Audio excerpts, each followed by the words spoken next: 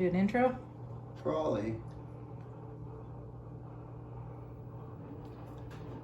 Yes, I'm filming you.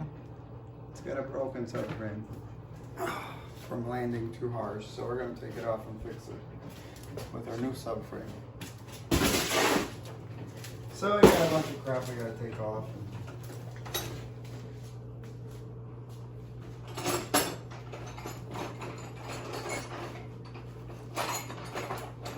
We'll start with the shock reservoir.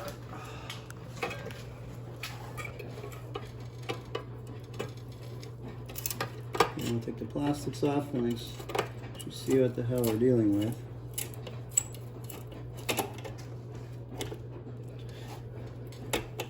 Wonder if it has any more breaks in it than what we counted. We'll see. We'll get a better view of it when the plastic's actually off. Oh, come on.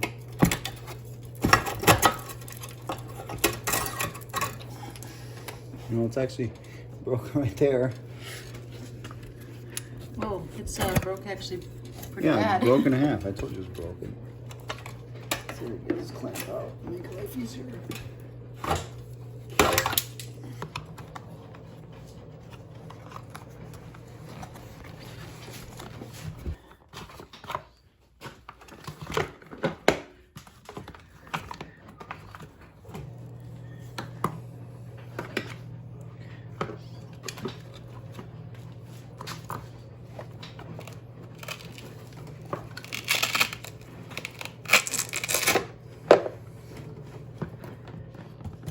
Take these guys off.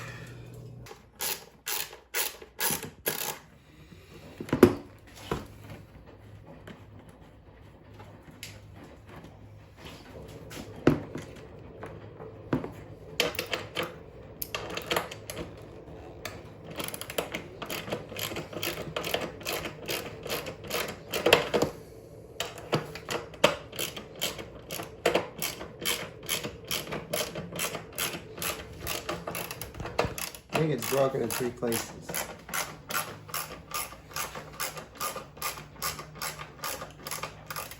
That's what I feel.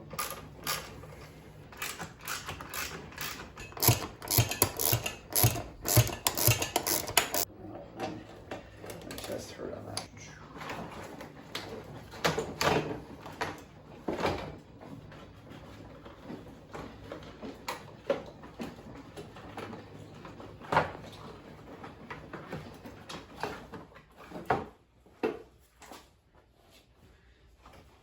Plastic should be fine when we get the subframe straight with the washer. There's just a little tiny crack on here in the mounting bolt.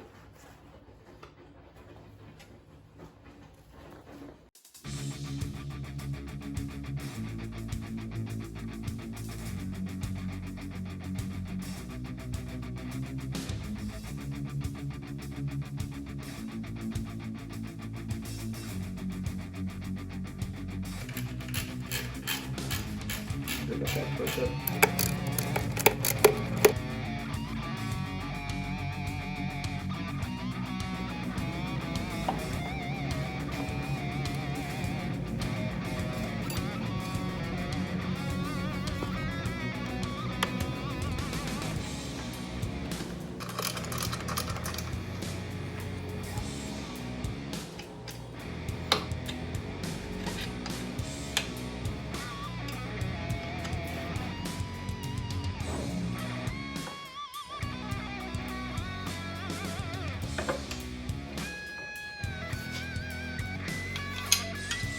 Right now the only thing holding this on is the gearbox. Let's take off our 3-piece subframe.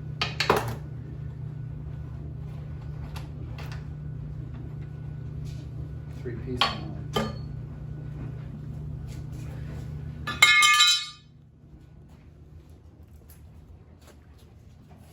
The only thing holding it on now is the airbox bolts and the 4 Torx bolts, T50s. And this I noticed broke too, so.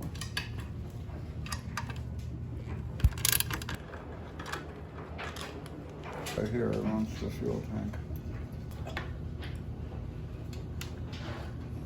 Now I just got 4 T50s on each side, and then the subframe should come right off. Oh man, barely anything holding it. Crazy. Same with this guy. Unless this thing just has that much leverage. Hold it here. That way it doesn't give you any chance to slip. Let's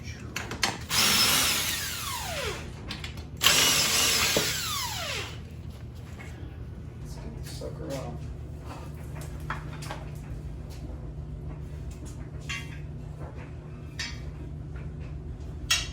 I imagine this is where it took the Brute force. brute force. Here we are, brand spanking new Yamaha subframe. This is actually a factory Yamaha subframe. Pretty much identical. Don't let anybody tell you on any Raptor groups that these are $1,000 because these can be had brand spanking new, painted from Yamaha for $200 even. I guess too many people are rolling Raptors or something, and I just got a lot of stock of these. Still looks pretty broken. No, it'll tuck up real nice. Get rid of this broken one. So clean and pretty. Up in this new hot one. Damn.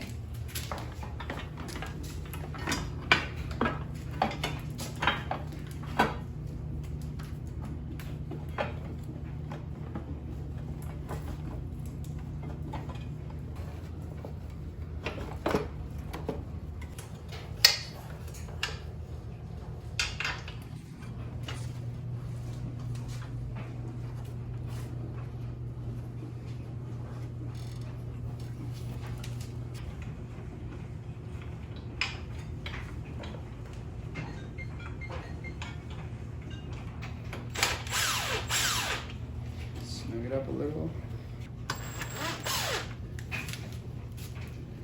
Get 2 bolts in.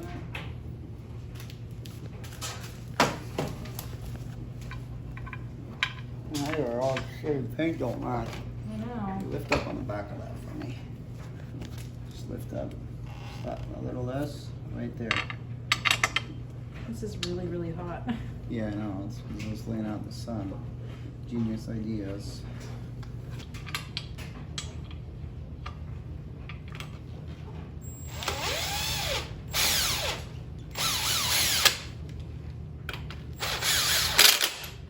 Didn't need to do that, but just spin them in. If you have an impact like this, but don't use the impact to tighten them because you can really easily strip these torques out. So I just run them in.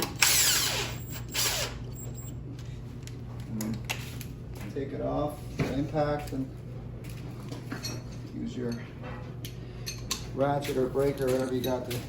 I'm sure there's a torque for this, but seeing how loose these were, or these weren't really all that tight to begin with, I'm just gonna snug them up good and tight and call it a day.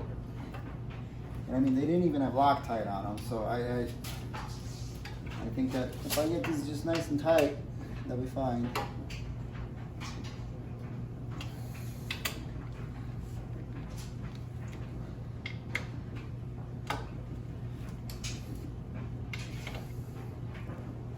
If you want torque specs, you gotta go watch Michael Sabo. I don't know those. Or get a Yamaha manual, That too. Sabo probably knows. because he gets manuals.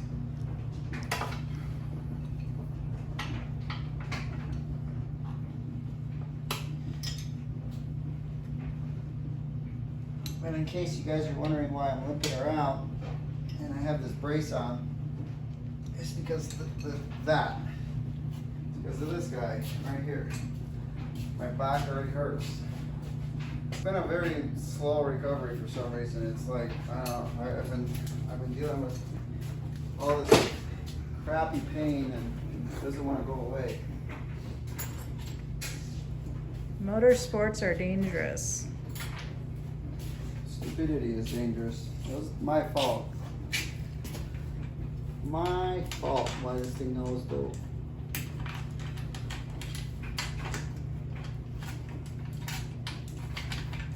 So I took it out on a jump, and obviously it's set up for MX, give him the backstory. And the track sucked. It was really slick. It's California. We're really hot in the summertime.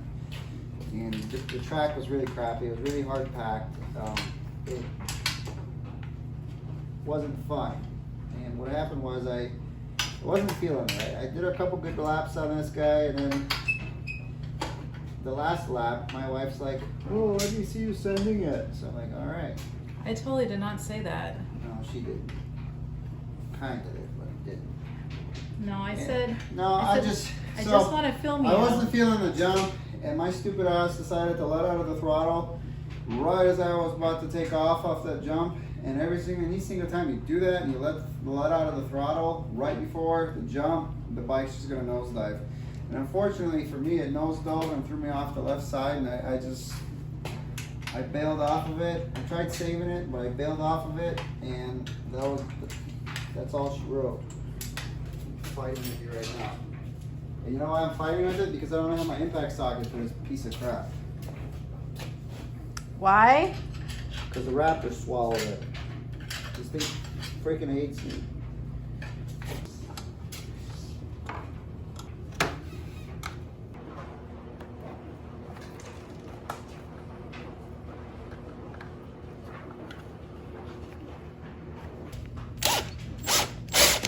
Ah, I guess they do self-tap. It's soft aluminum, so.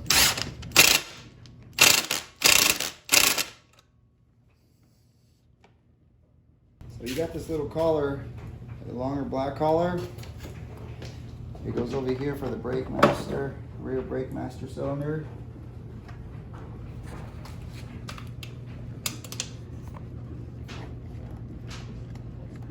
And it almost threads in by hand, actually. Holy crap, it does. That's how soft it is.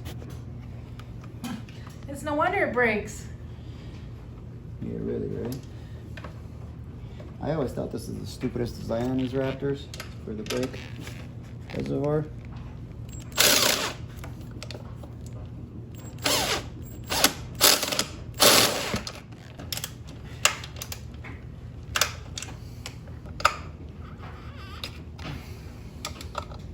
You should take a break. That's good. That should be good right there. So now, we have these little clips for the harness. You want to pop them in through here. These little retainers in the harness, and you just hopefully push them right through. So you see this one over here. Now, right where the impact happened on our frame, from here to here, this is your ECU. Right here, this little black box, that is your engine controls box, the ECU. So thankfully it didn't explode it.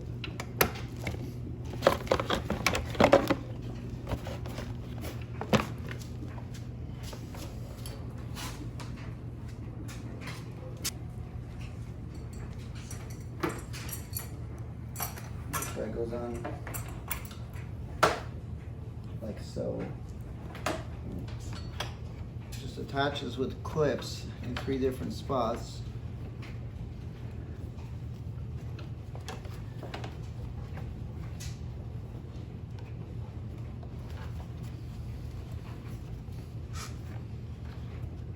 Right here, here, and here's the 3rd spot. Right here. Just attaches with clips, and there's 2 bolts. They go bolt to the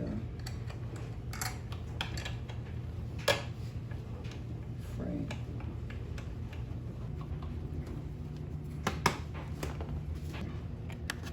You just pop it in, hold the outside collar with your, and just turn it in. Same thing with when you're putting them back in, just hold it, turn your screwdriver out, and that's all it does.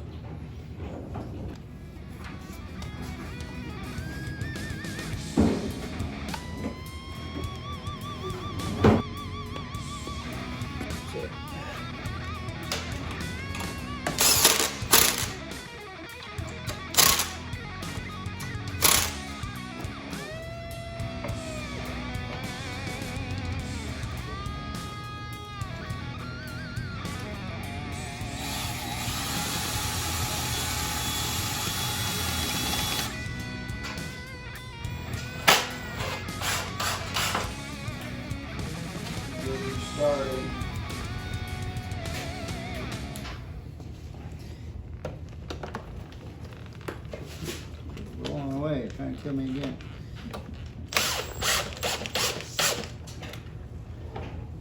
So yeah, if you ever have to replace the subframe and yours doesn't come pre-tapped, don't worry, the bolts go right in it. Just have to have some sort of a driving device. We got the grip glue, we get the grip glue in it.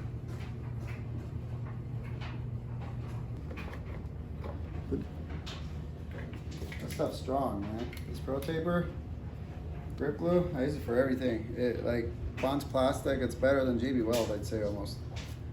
For minor repairs. See this slight imperfection in this guy?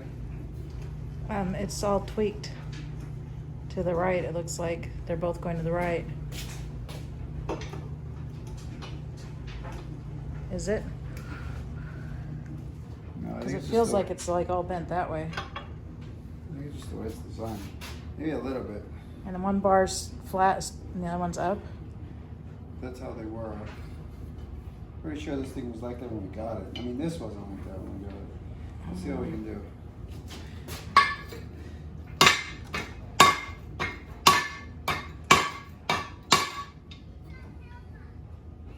Well, the whole bar, it's like tweaked out. It's not by much though. Oh, that there. I think it's pretty much there. Yeah, it is.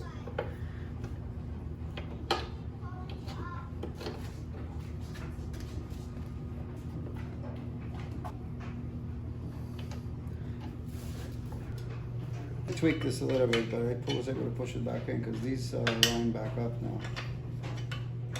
This is normal. This bend over here is normal. That's how they are.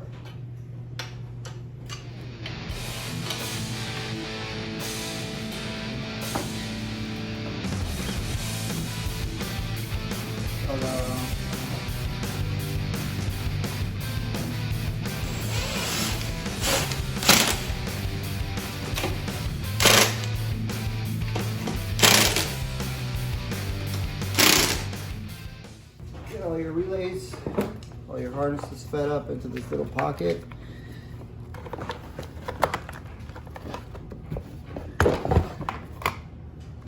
And then you'll get to arrange them in an appropriate manner.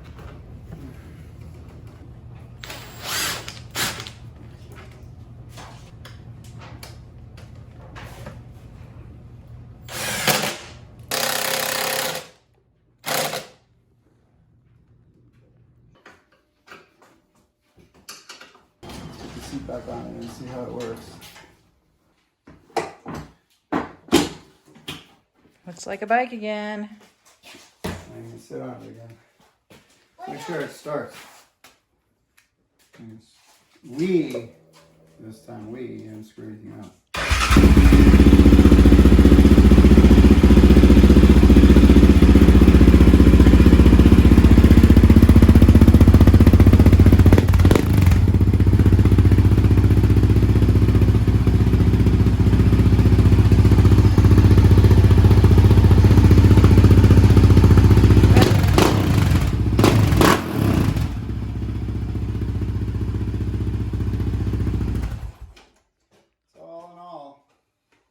As long as you have an impact of some sort, or even a drill with the driver bit, where you can use a 10mm socket to drive to do your 10mm bolts to tap the frame.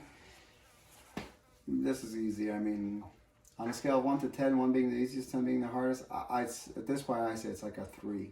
It's pretty easy. You can't screw it up. So you gotta pay attention to your bolts and not over tighten anything, because you got to remember all this stuff is aluminum. You over tighten it, you're screwed. It's done. You got to retap it, and that's that. And it takes probably less than an hour. Yeah, about all it took. It's very easy, and again, don't let people fool you and tell you that these are $1,000. These subframes are not $1,000. This one is from eBay. It's supposed to be a genuine Yamaha part. It has the Yamaha logo on there, stamped in there. I think it's underneath, so I guess we could have showed it, but believe me, I've never told a lie. It went on like a glove, though. It fits perfectly, so... I was actually really impressed. even if it's aftermarket, it's spot on. I mean, everything lined up perfect. Unless your frame's tweaked or bent, which in our case, thank God it wasn't. It probably won't line up, but this lined up great. Ready to go take it off some jumps again? No. Feels pretty good now. Oh, no more bending under you when you sit on it. I don't know, this thing was pretty fun on the track.